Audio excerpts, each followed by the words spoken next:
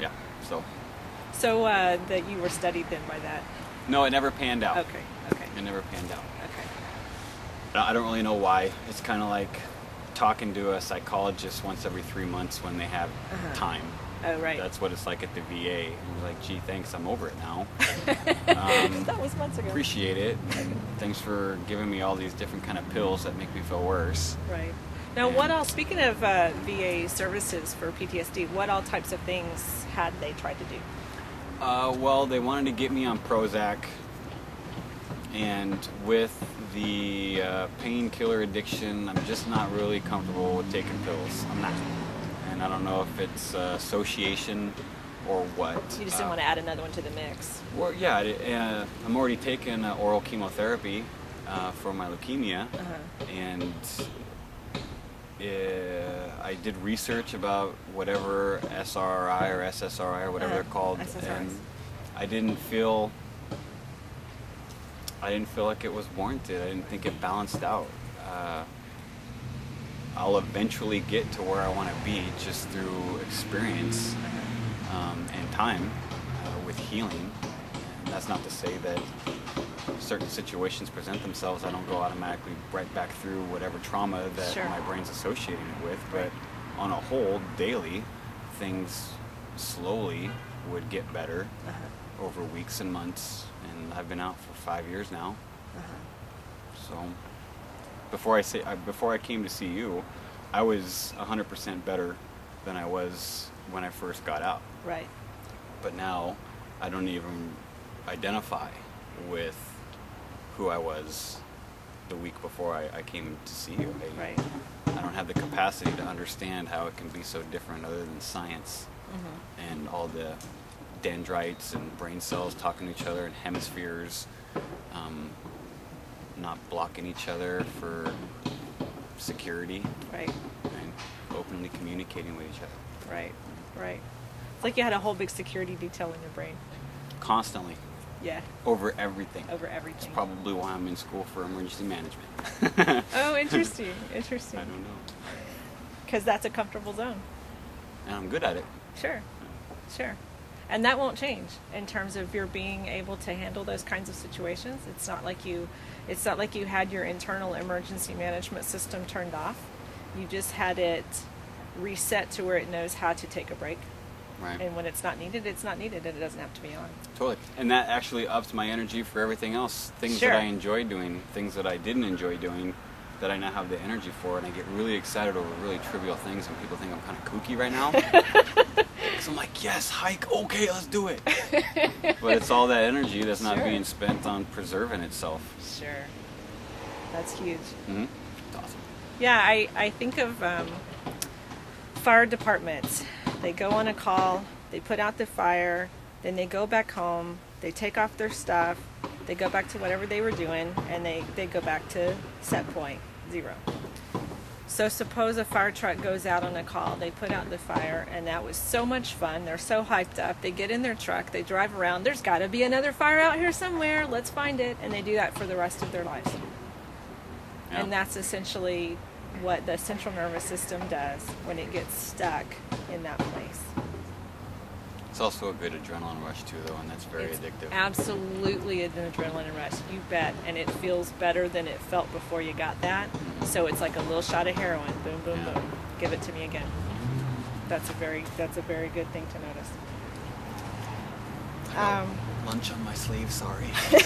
How trash is that? So what would you say your future looks like in terms of what you might be looking forward to doing with your life going forward? How does that compare with about 2 weeks ago? Well, I've always been confident. It's just being able to look at what needs to be done and being able to map it out in a successful operation plan.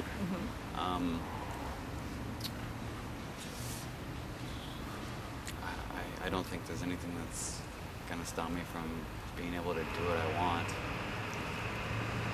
I thought it was very cute one day you came in and you said, my future looks so bright, I need sunglasses just to look at it.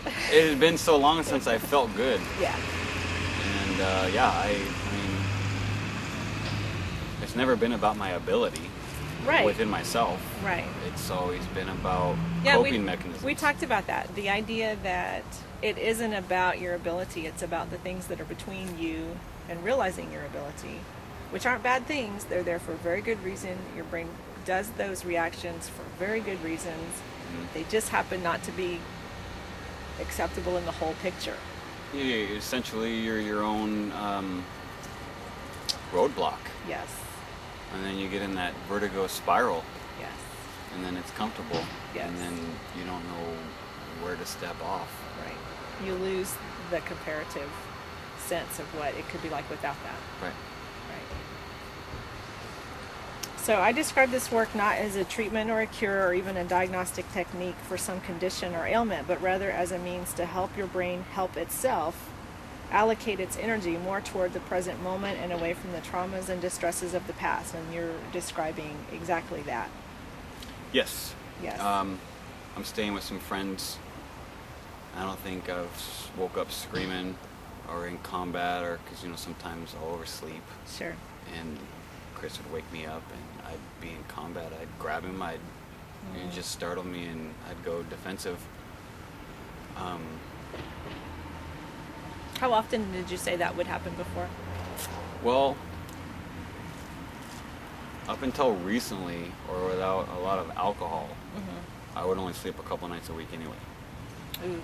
So you have that on top of everything else, and it's just really it's a shitty place to feel. So all when the you time. would sleep a couple nights a week, you would also likely run into a combat situation while you were sleeping. Dreaming, yeah, I think it happened quite a bit. Is that partly why you didn't want to sleep?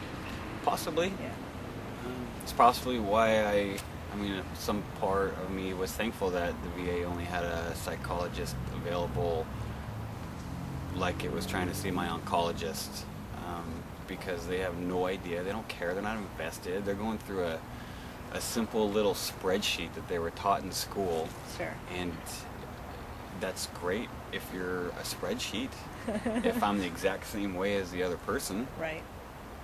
It was just very detached feeling. And so then I'd go through all these things that I tried so hard to block or not experience just to validate my appointment. Ah. And then I felt completely unsatisfied with everything. Huh. And then you'd spend a day or two or however long, drinking or whatever, getting back to the numb. And then all systems go. 2 or 3 hours of sleep every couple nights. I did change my diet a while ago, and that really helped sustain where I was lacking in other things and Sure. taking care of myself. Sure. But So exercise too. you've been incrementally on a path for the whole time. But then there's a sense that most people describe of the things that you know to do, the lifestyle changes you know to make, the things you understand, diet, exercise, etc., that you know are good for you. The tendency is that people will say, I just don't have the energy to do it. It's not a matter of convincing me I should. I just can't get it. I just can't get behind it. I can't do it. Maybe for a day or two, but I can't do it. And then after doing this work, they tend to describe, I just kind of have more energy toward taking better care of myself. Lots of things. Communicating, exercising.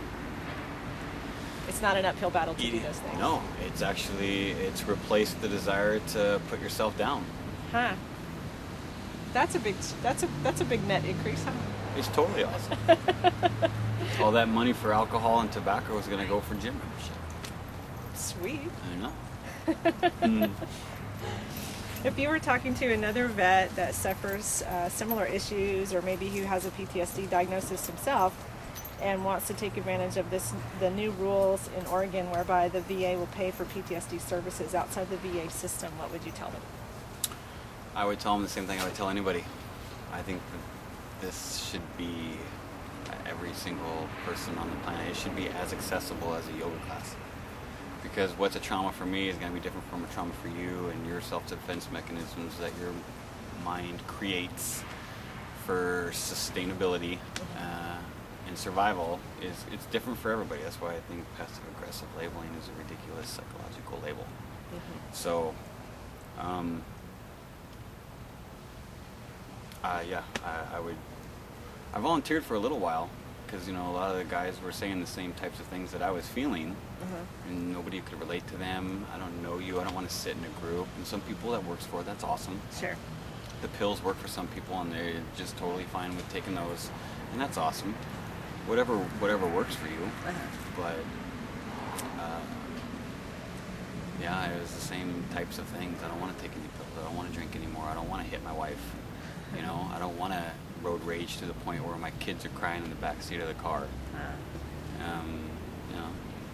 What does it do to have maybe talk therapy sorts of conversations? Well, that's what I was volunteering for, and it was the same type of things. I just had to identify with them about things that I was feeling, and then you go through that experience again, and you're completely vulnerable and open to someone that you have no idea who they are or what they're about. You don't know them as a person. You just know that, oh, you were in the Sunni Triangle in 2003? Oh, me too. And so, yeah, I would sell this to anybody. I would tell them exactly what I felt like before I went in and how I'm doing now, and leave it up to them.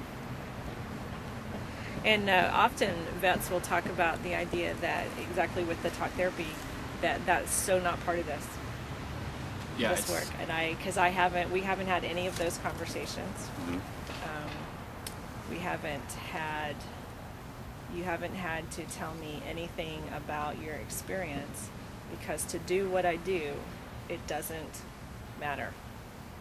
Right. To my conscious mind or to yours, because we're working below that level, and we're helping your brain understand in its own language of frequencies how to go back to before the impact of those moments. Right. And then how you build barriers around it. How your brain just kind of like, whoa, I don't want to do that. Or if it does, and you're going right back through everything, and your heart rate's elevated, you're clammy, you're sweaty, you're just reliving your anxiety and panic. Yeah. For some people. Sure. You know, some guys, they feel more comfortable over there doing that, and you know, I bless them. Thank you. Sure. So, but that's not me. Right. I'm happy right here where I am. And then that whole section that the brain is detouring from is crucial to all these little things. Being able to find your keys, focusing on your schoolwork, helping your child with her homework, communicating with your girlfriend.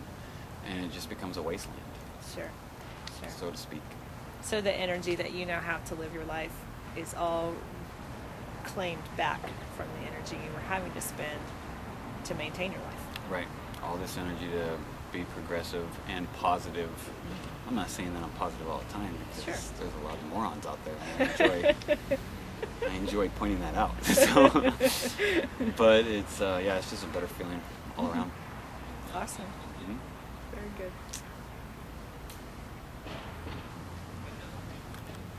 It's all really quiet now.